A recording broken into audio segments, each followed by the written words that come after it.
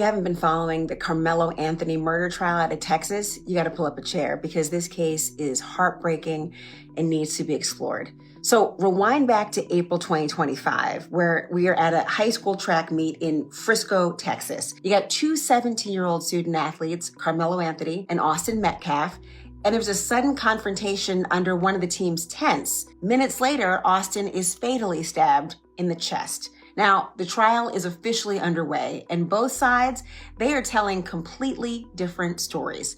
The prosecution says that Karmelo basically taunted Austin into a fight and then plunged a knife into his chest, calling it totally unprovoked and senseless. Now, the defense, they are screaming self-defense.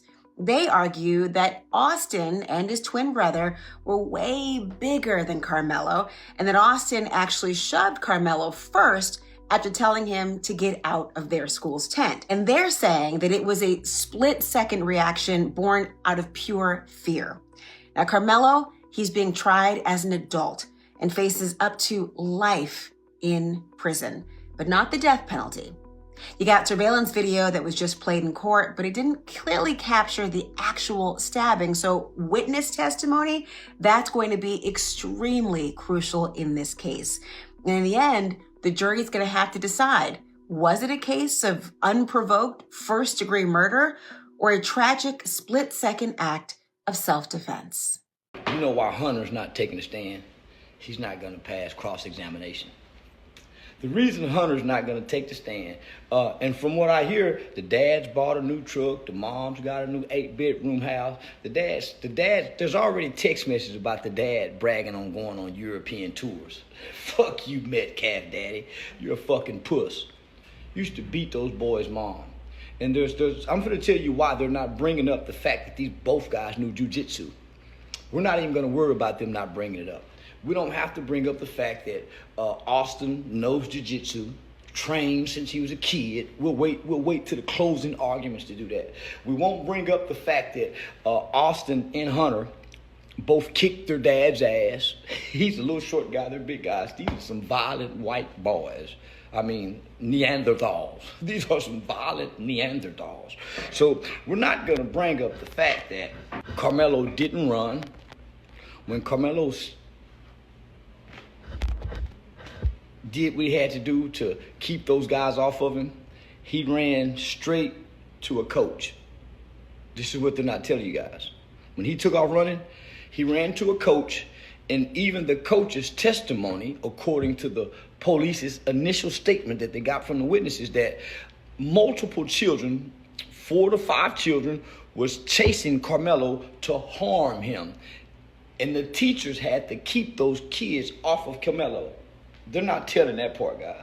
So then let me go on to say, there's rumors that Karmelo had been suspended and he wasn't supposed to be there. No, people. No, people. Let me tell you who was suspended. The Crackers. Cracker 1 and Cracker 2. Cracker 1 and Cracker 2, a.k.a. Austin Metcalf and his twin pink toe pale brother, Hunter. This shit is getting good, white people. White people. This shit is getting good. No, it wasn't Karmelo who was suspended and shouldn't be there. It was Austin, the dead guy, and his living twin brother, Hunter. They had been suspended the week before. You see how this shit get twisted? No, they was just coming back. It's so much evidence. It's the reason why Hunter hasn't taken the stand. But they may put him on because they're trying to prep him. Even the coaches have been caught lying. The coaches said that Austin was authorized. Austin was authorized to run things. No, he wasn't. There was a text message that the coach sent to Austin to told him to step up as a leader, never giving him permission to authorize. Well, now they're saying, hey, there's a policy. No, the policy, according to the records in the city district, the policy was never put in place about who can sit under what tent. They just put that in place in 2026 school year. Let's stop the crap, people. This is a kid that's not claiming self-defense. This is a kid that's saying, I didn't do anything wrong, not guilty. It's a reason why, boys and girls, it's a reason why he still got invited to his graduation. Are we afraid that it's an all-white jury? No, because I believe in white people too. I believe white people, no matter what's going on, that there are still some good white people. That's how we got out of slavery. Don't y'all forget about that. Still some good white people.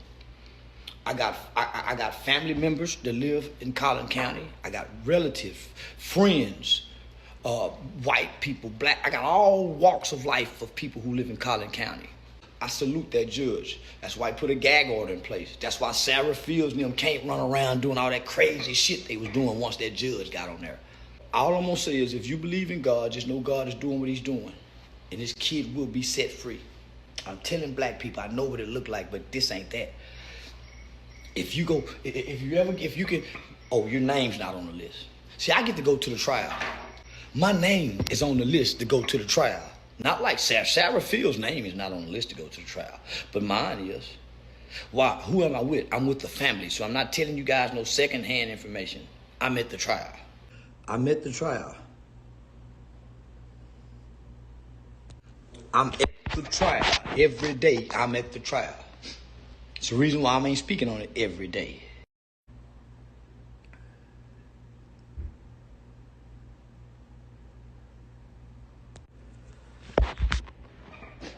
Man, we gonna win.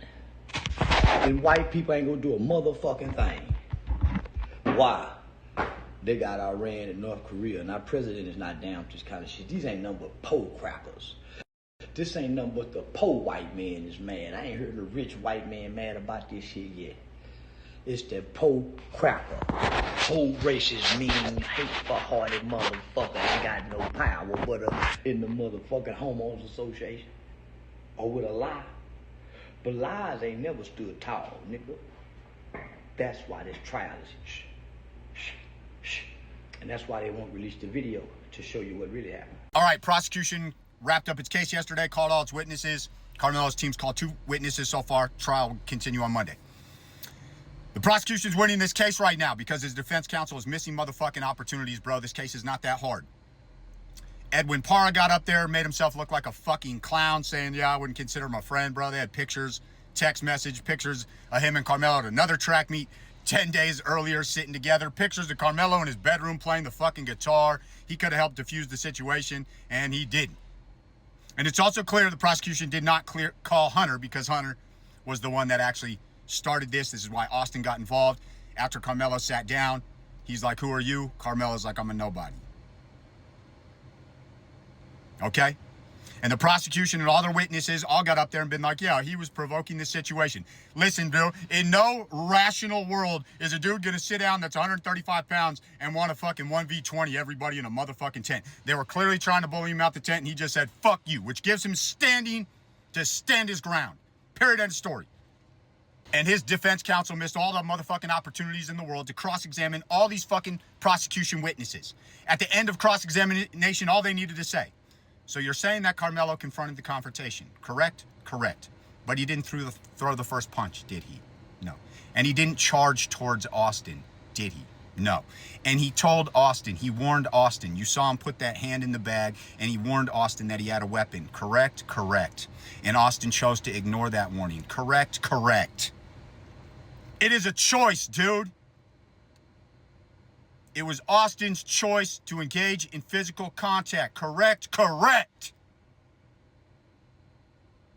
That's as simple as this shit is, dude. And then following those questions on the question of proportionality, Karmelo was sitting down, correct? And Austin lunged towards him. Correct? Correct. And you don't know if Austin fell on that knife, do you? No. So he could have impaled himself with the knife. Correct? Well, I don't know. Is it plausible? It's plausible. Which is what this case is about, reasonable doubt. You don't know the level of force that was happening. You don't know if Austin came, he pulled it out and fell on the shit. We don't know that shit. That is probable cause. So defense counsel missed every motherfucking opportunity to every single fucking witness that got up there and tried to frame it as this 1v20, some 135-pound kid wanting to fucking just take everybody out. It's not fucking reasonable or believable at motherfucking all. He was a kid that went over to a tent. It was raining. The first thing he said when he sat down was, "This is crazy weather." And then when they asked him who he was like, "I'm a nobody, bro." Which is basically like, "Bro, leave me alone. I'm just chilling." And then they get in a verbal altercation, an altercation that Hunter started. And when Hunter started talking shit, being like, "Well, if you're nobody, you should leave." And then it catches Austin's attention. And Austin walked up 5 motherfucking steps to Karmelo where he was sitting down. And Karmelo warned, this was Austin's choice. To all you fucking people out there, is just like, Karmelo should have left. Listen, bro. No, if you're a fucking man and you're just gonna allow any fucking random ass dude to tell you what the fuck to do, and you're gonna put your tail between your legs and be like, "All right, guy, everybody's your daddy, bro." Motherfucker, you're not telling me what to do. Fuck you. That's what Karmelo said. So we don't know about all those things, and his fucking attorneys are not putting the reasonable doubt into the fucking jury's mind with every single one of the prosecution's witnesses. They missed that motherfucking opportunity. And if he goes down, it's because of that.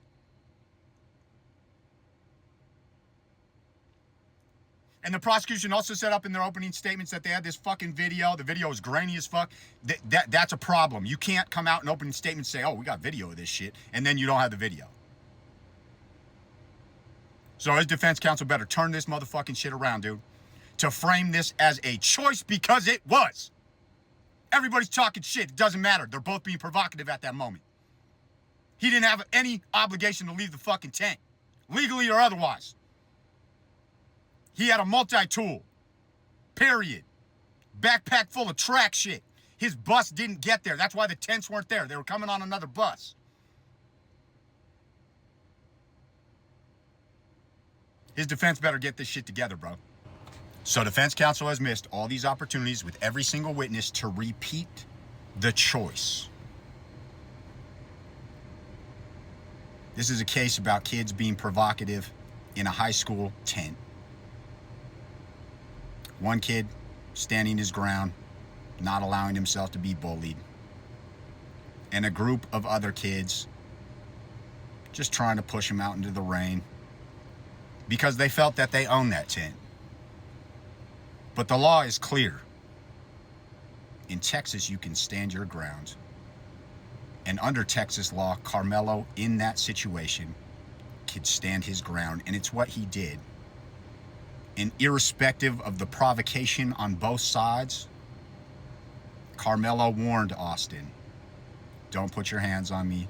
I don't want physical contact." Any reasonable person in that situation makes that warning to deter another person from lunging towards them. And Austin ignored that warning. And he made a choice to lunge towards Karmelo. And we don't have the evidence to know Karmelo's response. We know that he warned him he had a weapon and he pulled it out. We don't know if the lunge caused Austin to fall on the knife. We don't know if Karmelo shoved it into him. We don't know. And the prosecution is responsible to prove beyond a reasonable doubt that those actions were not only in self-defense, but that response was disproportionate.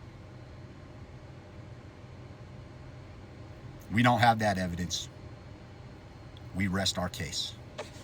With approximately 21 witnesses, the state rested its case on Saturday. Yes, they had Saturday court in the Karmelo Anthony case. This is part 1 where I'm breaking down what the prosecution argued. Part 2 is already posted, and that's where I covered the defense. So go check that out after this. Here's what the jury heard this week, and let me introduce everyone as we go so you know who's who. The prosecution anchored its case in 3 things: the wound, the weapon, and Anthony's own words. Now, in my opinion, the through line in this entire case is that Karmelo Anthony never should have had a weapon on school property, period. And the question of why he had it is what the prosecution prosecution is going to hit heavily in closing arguments. That is what I think they are hinging most of their case on.